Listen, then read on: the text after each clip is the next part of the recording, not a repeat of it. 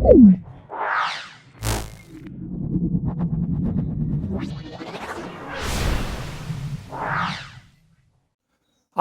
আমরা Berhampur JN academy সম্পূর্ণ solve করব।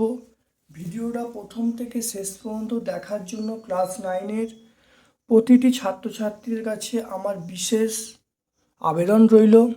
ভিডিওটা ভালো করে দেখবে, কমেন্ট সেকশানে কমেন্ট করবে। যদি ভিডিওটা ভালো লাগে, তোমাদের কাছে অনুরোধ রইল তোমরা অবশ্যই লাইক করবে। তোমাদের সকল বন্ধুবান্ধবের মধ্যে আমার ইউটিউব চ্যানেল লিঙ্কটা শেয়ার করে দেবে। আর একটা কথা তোমাদের বলছি, আমার একটা ইংলিশ চ্যানেল আছে, সেটার নাম হলো Prasun Ghosh excellent physics channel. সেখানে শুধুমাত্র ইংলিশের ভিডিও, মানে ফিজিক্সেরই ইংলিশ ভার্সানের ভিডিওটা আপলোড করি। সেই চ্যানেলটাও দেখবে, চ্যানেলটা অবশ্যই সাবস্ক্রাইব করবে। চলে আসছি আজকের প্রথম প্রশ্নে। সেটা হলো রৈখিক ভরবেগের সংরক্ষণ সূত্র দেখে নাও। রৈখিক ভরবেগের সংরক্ষণ সূত্র প্রযোজ্য হয় যখন বাহ্যিক বল অপশান এ খুবই কম, অপশান বি খুব বেশি, অপশান সি শূন্য, অপশান ডি কোনোটি নয়। যখন বাহ্যিক বল উপস্থিত থাকবে না তখন রৈখিক ভরবেগের সংরক্ষণ সূত্র প্রযোজ্য হয়।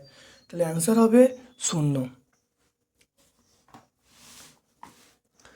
দেখে নাও তারপরে বিস্তৃত গ্যাসীয় এবং বিস্তার তরল মাধ্যম এমন একটি কোলয়েডের নাম। অপশান দেওয়া আছে সাবানের ফেনা, অপশান বি দেওয়া আছে সেটা মেঘ, অপশান সি কুয়াশা, অপশান ডি ধোঁয়া।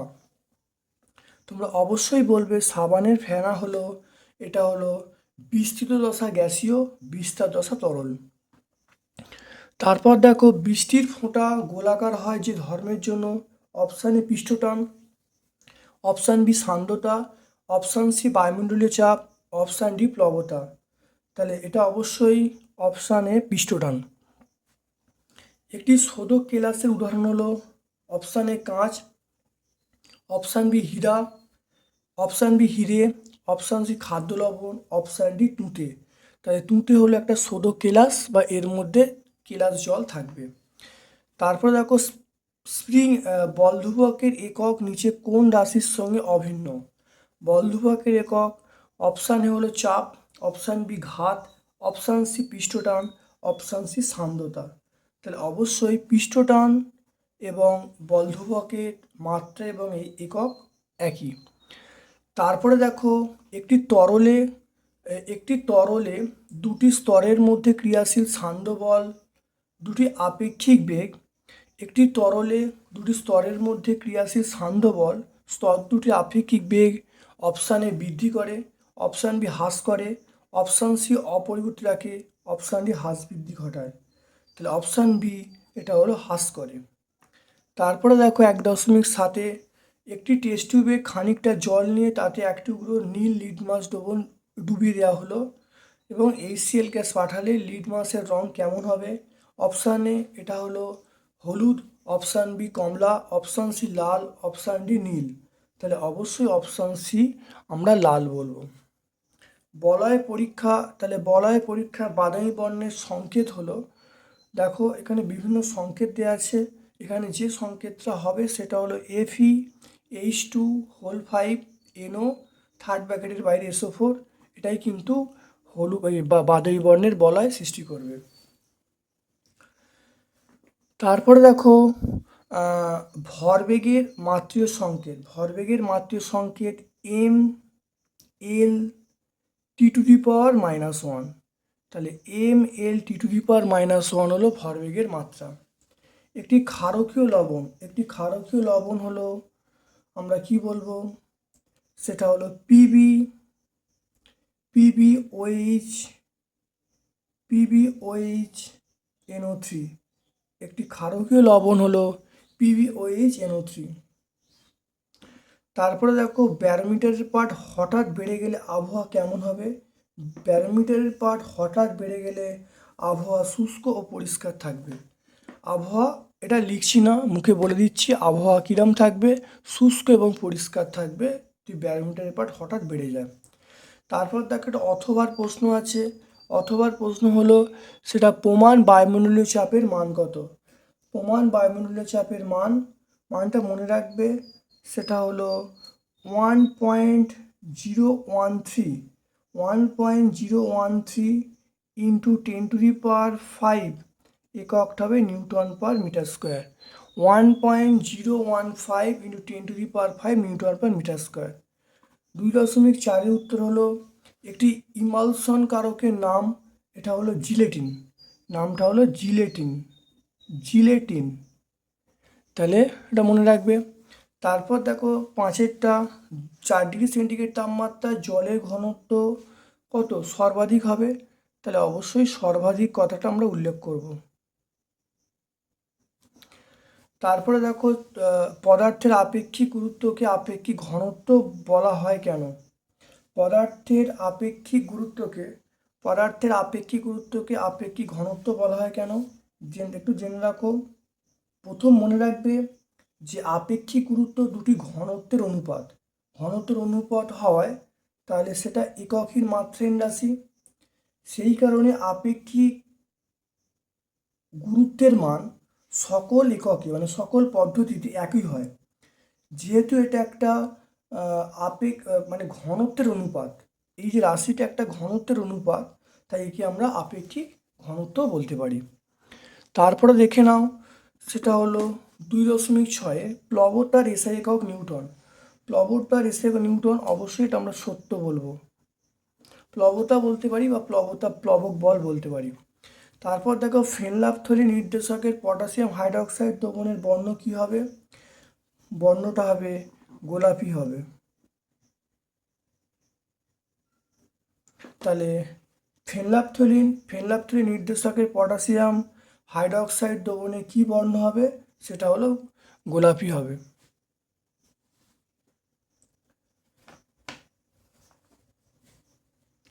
তারপর দেখো গ্রুপ সি এর প্রশ্ন, সেটা হলো 20% NOH বলতে কি বোঝায়।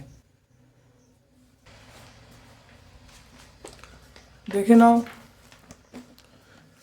20% NOH দ্রবণ বলতে,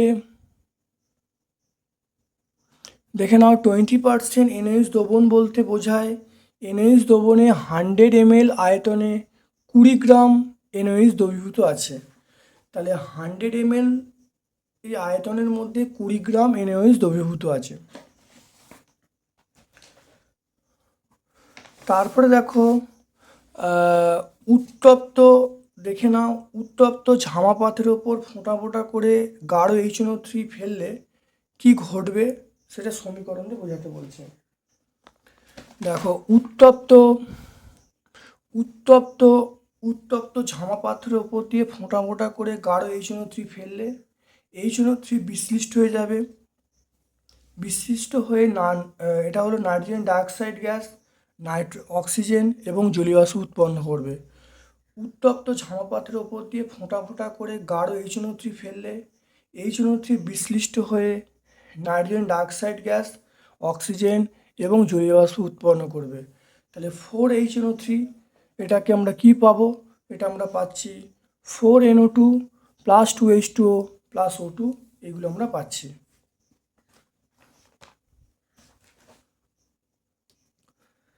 তারপরে দেখো একটা অথবার প্রশ্ন আছে, একটি টেস্ট টিউবে সালফিউরিক অ্যাসিডের জলীয় দ্রবণের মধ্যে বেরিয়াম ক্লোরাইড দ্রবণ যোগ করলে কি ঘটবে, সমীকরণ দিয়ে লিখতে বলছে।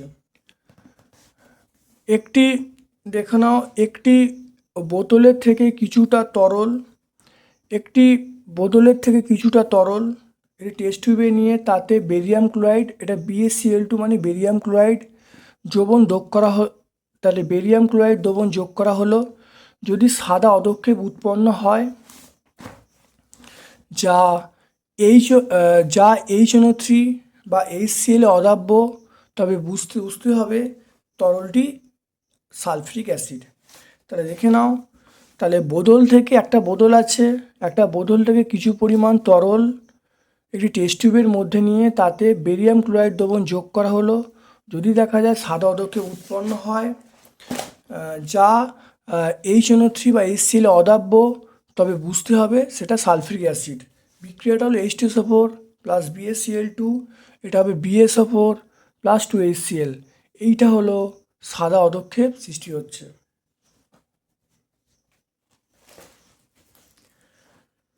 তারপরে দেখো স্টোন ক্যান্সার, দেখে নাও স্টোন ক্যান্সার কাকে বলে। বৃষ্টির ফলে, এটা এটা এটা আমারই করা, একটু অন্য অন্য কালিতে লেখা আছে, দেখে নাও।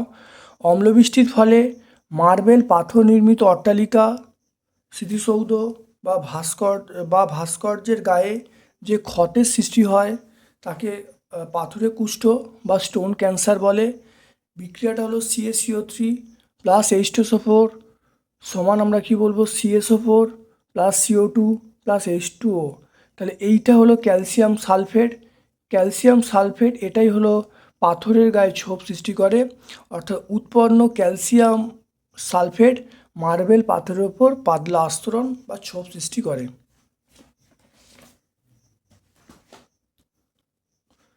তারপরে দেখো 3.4, 1 লিটার জলে 210 গ্রাম 1 লিটার জলে 210 গ্রাম লবণ মেশালে 1.05 লিটার দ্রবণ উৎপন্ন হয়। ওই দ্রবণের ঘনত্ব কত?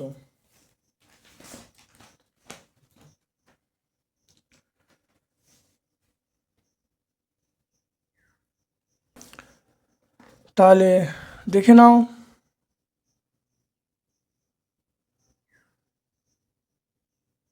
তাহলে দ্রবণের মোট ভর কত হবে? জলে 1 লিটার জল মানে 1000 গ্রাম। তাহলে জলের ভর, তাহলে দ্রবণের মোট ভর হলো, আমরা বলবো জলের ভর প্লাস লবণের ভর। জলের ভর জলের ভরটা হলো 1000 আর লবণের ভর 210, তাহলে যোগ করলে 1210 গ্রাম। তাহলে 1 লিটার জলের ভর কত সেটা আমরা জানি 1000 গ্রাম। তাহলে দ্রবণের আয়তন এটা বলা আছে 1.05 লিটার। 1.05 লিটার মানে 1050 সেমি কিউব। তাহলে দ্রবণটির ঘনত্ব কী হবে? মোট ভর বাই ঘনত্ব। দ্রবণটির ঘনত্ব হয় মোট ভর বাই ঘনত্ব, তাহলে মোট ভর ঘনত্ব করা হলো, করলে যেটা আসছে 1.152 1.152 গ্রাম পার সেমি কিউব।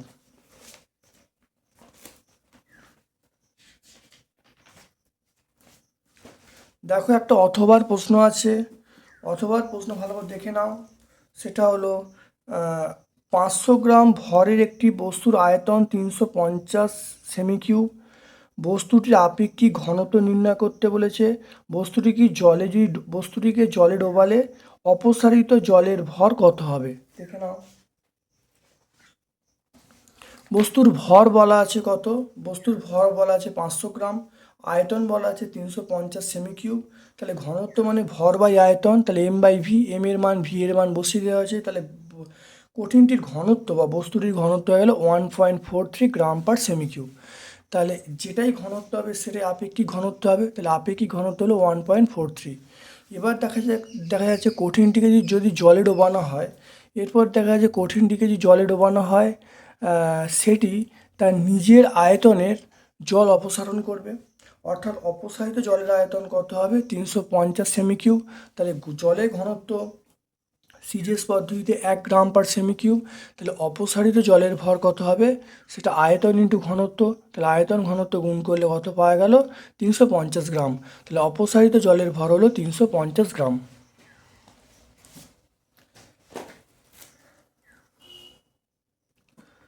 তারপরে দেখো দ্রুতগামী ট্রেনের কাছাকাছি দাঁড়ানো বিপজ্জনক কেন? ব্যাখ্যা করতে বলছে। দেখে নাও, খুব ভালো করে মনে রাখবে।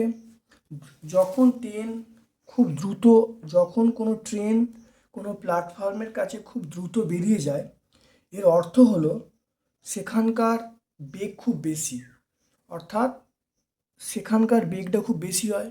আর বার্নৌলি নীতি অনুসারে যেখানে বেগ বেশি সেখানে চাপটা কম। তাহলে বাইরের মানে সেখান থেকে দূরবর্তী একটা জায়গায় চাপটা বেশি থাকবে, কারণ সেখানে কী হবে, বেগটা কম, তাহলে বেগ কম হলে চাপ বেশি হবে, তাহলে কী হবে, বাইরে থেকে একটা বলের প্রভাবে ব্যক্তিকে টেনের দিকে ঠেলে দেবে পারে। তারপর দেখো অথবার প্রশ্ন আছে, সেটা হলো স্থিতিস্থাপকতা সম্পর্কিত হুকের সূত্র গাণিতিক রূপসহ লিখতে বলছে।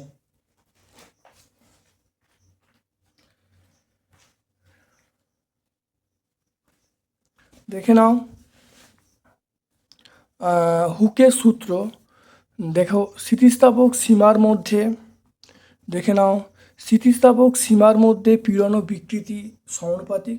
স্থিতিস্থাপক সীমার মধ্যে পীড়ন ও বিকৃতি পরস্পর সমানুপাতিক।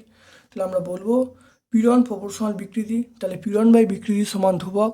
এটা কি আমরা স্থিতিস্থাপক, এই ধ্রুবকটাকে আমরা স্থিতিস্থাপক ধ্রুবক বলবো।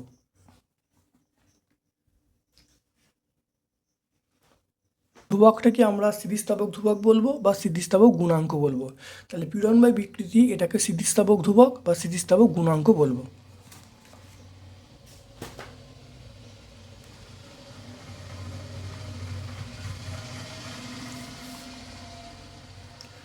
তারপরে দেখে নাও গ্রুপ ডি এর প্রশ্ন।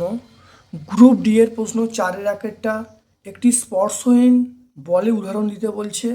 তার সঙ্গে দেখো বলা আছে হোস পাইপের মধ্য দিয়ে জল প্রবাহিত হওয়ার সময় পাইপটিকে হাতে ধরে রাখা অসুবিধা কেন? দেখে নাও, ভালো করে মন দিয়ে দেখে নাও।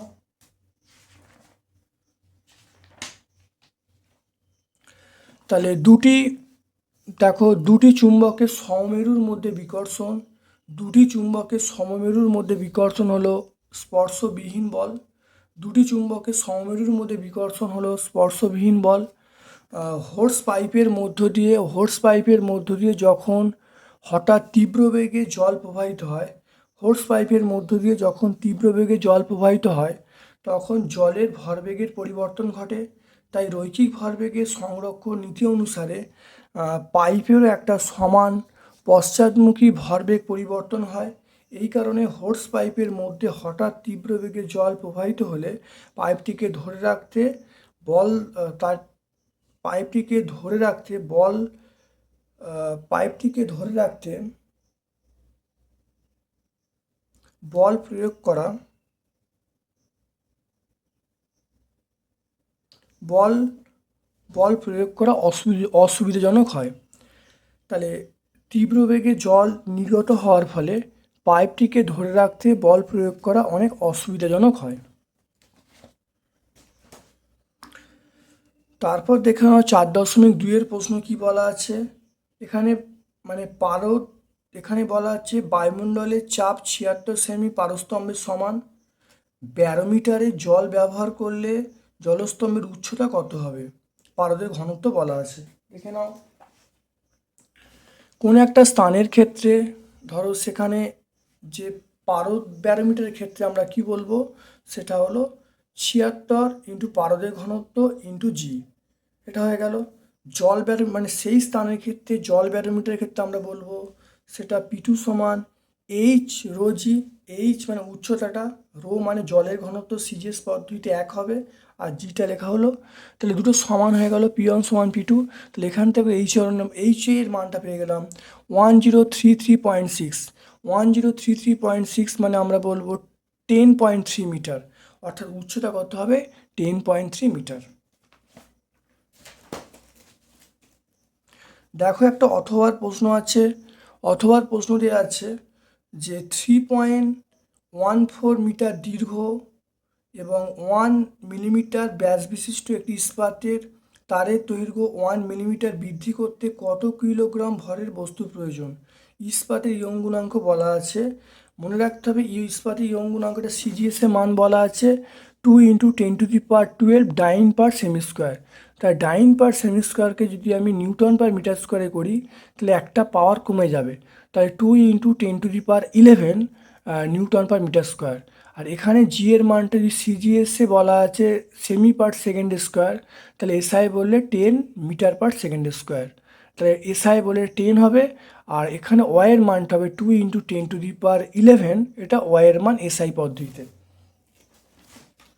এবার দেখে নাও, তাহলে এখানে ব্যাসার্ধ, তারের ব্যাসার্ধ বলা আছে, তারের ব্যাস বলা ছিল, তাহলে ব্যাসার্ধ 1/2। দেখো তারের তারের ব্যাস বলা ছিল 1 মিলিমিটার ব্যাস। 1 মিলিমিটার ব্যাস মানে 1/2 মিলিমিটার। এটা আমরা কী বলবো, ব্যাসার্ধ বলবো, তাহলে 0.5 মিলিমিটার বলবো আর এর মান। এটা 10⁻³ করবো, তাহলে 5 × 10⁻⁴ হবে। এলের মান কত হবে, এলের মান দেখো বলা আছে 3.14। তাহলে এ মানে ক্ষেত্রফল, তারের যে প্রস্থচ্ছেদের ক্ষেত্রফল πr², আর এর মান বসিয়ে দেওয়া হয়েছে। বসিয়ে দেখো এটা পাচ্ছি 3.14 × 25 × 10⁻⁸ তারের যে দৈর্ঘ্য বৃদ্ধি সেটা এল যদি হয়, এলের মান 1 মিলিমিটার। 1 মিলিমিটার মানে 10⁻³ মিটার। আমরা জানি ওয়াই সমান F/A/l/L, তাহলে এখানে এফের মান পেয়ে গেছি। ওয়াইয়ের মানটা এসআই পদ্ধতিতে বসিয়েছি, এর মান বসিয়ে দিয়েছি, এল এর মান বসিয়ে দিয়েছি, আর এখানে এল এর মান বসিয়ে দেওয়া হয়েছে। দেখো ক্যালকুলেশন করলে যেটা আসছে 50 নিউটন, প্রযুক্ত বলের মান 50 নিউটন। কিন্তু আমার বলা আছে ভর কত, তাহলে ভর মান mg সমান 50, তাহলে এম এর মান কত 50/10। 10 কেন, কারণ ওখানে হাজার মান দেওয়া আছে সিজিএস পদ্ধতিতে। তাহলে 1000 সেমি/সেকেন্ড² মানে 10 মিটার/সেকেন্ড², তারপর 10 বসিয়ে দিয়েছি। তাহলে আমরা এম এর মান কত পেয়ে গেলাম, 5 পেয়ে গেলাম। এম এর মান 5। অত্যন্ত ইম্পর্টেন্ট অঙ্ক, বাড়িতে একাধিকবার প্র্যাকটিস করবে তবে কিন্তু পরীক্ষার সময় করতে পারবে। তারপরে দেখো তারপরে দেখো 20°C তাপমাত্রায় KNO3 দাব্যতা 30 বলতে কী বোঝায়। এটা আগেও হয়েছে, আমি এটা মুখে বলে দিচ্ছি। 20°C বলে দিলাম। 20°C তাপমাত্রায় KNO3 দাব্যতা 30 বলতে বোঝায় যে 20°C তাপমাত্রায় 100 গ্রাম জলে সর্বোচ্চ 30 গ্রাম KNO3 দ্রবীভূত হয়ে সম্পৃক্ত দ্রবণ তৈরি করতে পারে। তারপরে দেখো এখানে বলা আছে অজলীয় দাবকের একটি ব্যবহার এবং ক্ষতিকারক প্রভাব লিখতে বলছে।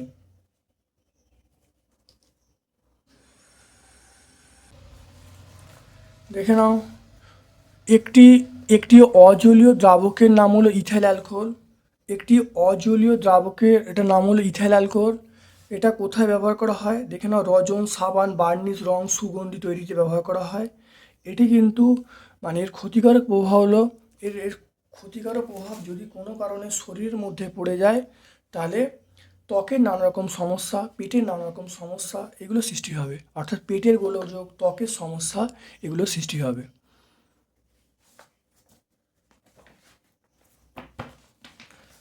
তারপরে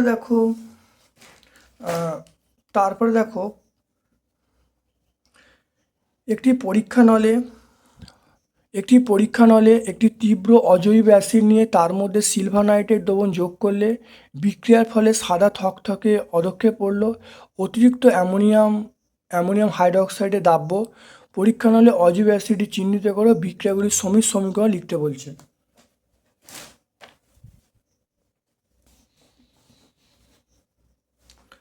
দেখে নাও ভালো করে, সিলভার নাইট্রেট দ্রবণে HCl যোগ করা হলে তাহলে অদাব্য সিলভার ক্লোরাইডের সাদা থকথকে অধক্ষেপ উৎপন্ন হয়, যা HNO3 অদাব্য কিন্তু অতিরিক্ত NH4OH মানে অ্যামোনিয়াম হাইড্রোক্সাইডে দাব্য।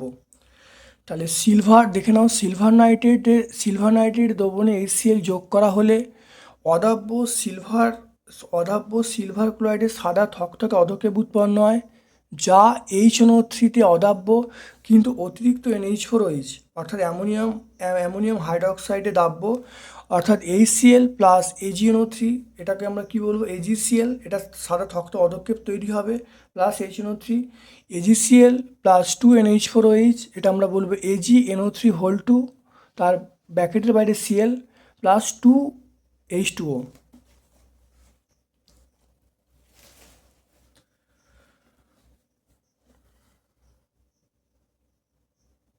তাহলে এখানে বলা আছে পরীক্ষাগারে অজৈব অ্যাসিডটি শনাক্ত করতে বলছে। তাহলে অজৈব অ্যাসিডটা বলতে আমরা এখানে বোঝাচ্ছি HCl, তাহলে অজৈব অ্যাসিডটা হলো HCl। তারপরে দেখো একটা প্রশ্ন আছে, সেটা হলো উত্তপ্ত এবং গাঢ় HNO3 সঙ্গে পাথরকুচি যোগ করলে কি বিক্রিয়া ঘটবে সেটা লিখতে বলছে।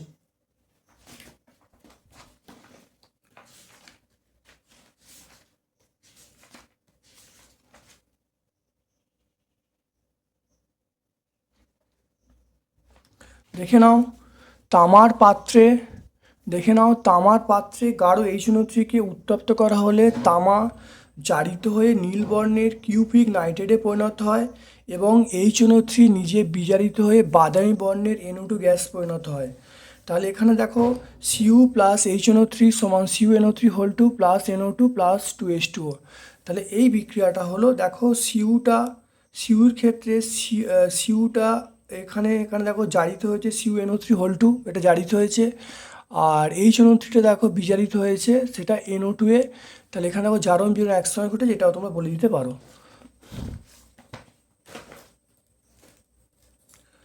তারপরে দেখো 4.5-এর যে প্রশ্ন আছে সেটা অম্লবৃষ্টির সম্ভাব্য কারণগুলি উল্লেখ করতে বলছে। তোমার মতে অম্লবৃষ্টি নিয়ন্ত্রণের উপায় কি হবে? খুব ইম্পর্টেন্ট প্রশ্ন, খুব ভালো করে পরীক্ষায় তোমরা করবে, অত্যন্ত ইম্পর্টেন্ট প্রশ্ন। দেখে নাও অম্লবৃষ্টির কারণগুলো দেখে নাও। অম্লবৃষ্টির দুটো কারণ হবে, একটা হলো প্রাকৃতিক কারণ আর একটা হলো মানুষ সৃষ্ট কারণ। প্রাকৃতিক কারণ বলতে আমরা কি বলবো, সেটা হলো অম্লবৃষ্টির উৎপত্তির প্রাকৃতিক কারণগুলি হলো আগ্নেয়গিরি থেকে অগ্ন্যুৎপাতের সময় নির্গত SO2 গ্যাস বাতাসে মেশে। 2 নম্বর পয়েন্ট হলো বজ্রপাতের সময় বায়ুমণ্ডলের N2 এবং O2 যুক্ত হয়ে বিভিন্ন নাইট্রোজেন ঘটিত যৌগ উৎপন্ন করে। আর মানুষ সৃষ্ট কারণের মধ্যে আমরা কি বলবো, সেটা হলো অম্লবৃষ্টি উৎপত্তির মানুষ সৃষ্ট কারণ, সেটা হলো মোটর গাড়ি, তাপবিদ্যুৎ কেন্দ্র, কলকারখানা, ধাতু নিষ্কাশন কেন্দ্র, তৈল শোধনাগার ইত্যাদিতে তৈল এবং কয়লার দহনের ফলে প্রচুর পরিমাণ সালফার, নাইট্রোজেন, কার্বনের গ্যাসীয় অক্সাইড বায়ুতে নির্গত হয়। এইগুলোর প্রভাবে কিন্তু অম্লবৃষ্টি হয়। আরেকটা পয়েন্ট তোমরা বলবে, সেটা মানুষসৃষ্ট কারণের মধ্যে, সেটা হলো HCl উৎপাদনকারী এবং ব্যবহারকারী কলকারখানা প্রচুর পরিমাণে HCl গ্যাস বাতাসে মিশে যায়। এই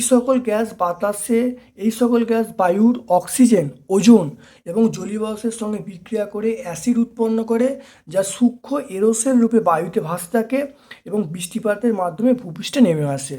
খুব ভালো করে আগে পড়ে নেবে, তারপরে খাতায় তোমরা একাধিকবার প্র্যাকটিস করবে। তাহলে ছোট করে বললে এটা বলতে বোঝায় যে অম্লবৃষ্টির কারণ হলো, একটা হলো প্রাকৃতিক কারণ বলতে ধরো আগ্নেয়গিরির অগ্ন্যুৎপাত হচ্ছে, সেখান থেকে SO2 উৎপন্ন হচ্ছে, বজ্রপাতের সময় NO2 উৎপন্ন হচ্ছে, এগুলো তাহলে বাতাসে ভেসে আছে। আর মানুষসৃষ্ট কারণের মধ্যে যেমন মোটর গাড়ি, তাপবিদ্যুৎ কেন্দ্র, কলকারখানা, এগুলো থেকে বিভিন্ন SO2 NO2 গ্যাস উৎপন্ন হচ্ছে, বাতাসে এরোসেল রূপে ভেসে থাকছে এবং যখন বৃষ্টি হচ্ছে বৃষ্টির জলের সঙ্গে মিশে নেমে আসে অ্যাসিড বৃষ্টি রূপে। ভালো করে মনে রাখবে, গুছিয়ে বলে দিলাম, বারবার প্র্যাকটিস করবে। তারপরে দেখো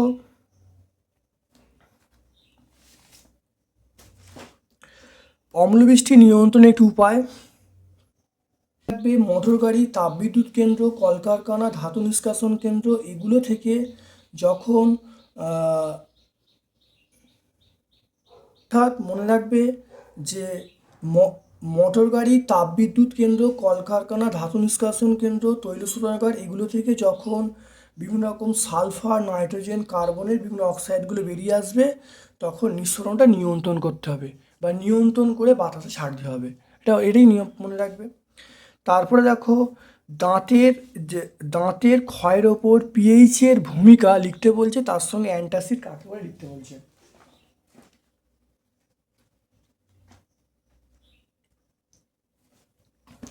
দেখে নাও দাঁতের ক্ষয়ের ওপরে ভালো করে দেখে নাও।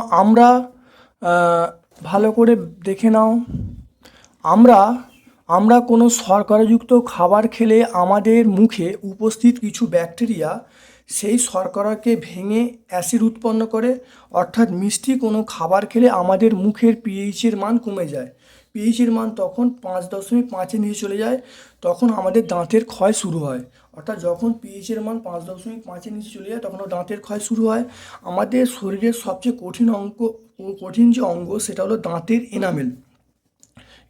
এটা সৃষ্টি হয় আমাদের শরীরের সবচেয়ে কঠিন অঙ্গের নাম, সেটা হলো দাঁতের এনামেল। এটা ক্যালসিয়াম ফসফেট দ্বারা তৈরি হয়। যখন পিএইচের মান কমে যায় 5-এর নিচে, তখন দাঁতের এনামেলও নষ্ট হয়ে যায়।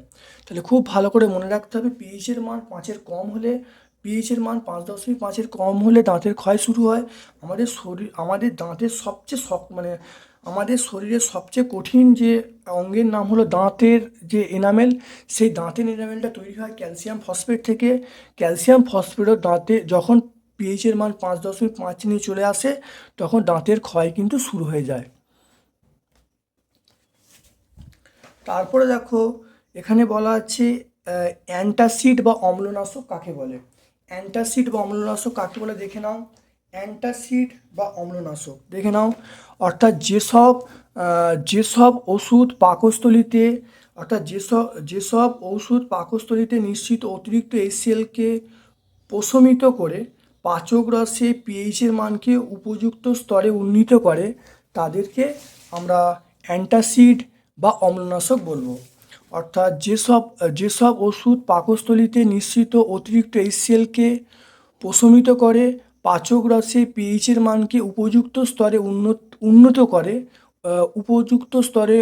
উন্নীত করে, তাদের অ্যান্টাসিড বা অম্লনাশক বলে। তো আজকে আমরা এখানে ভিডিওটা শেষ করলাম। কেমন লাগলো অবশ্যই কমেন্ট সেকশানে কমেন্ট করবে।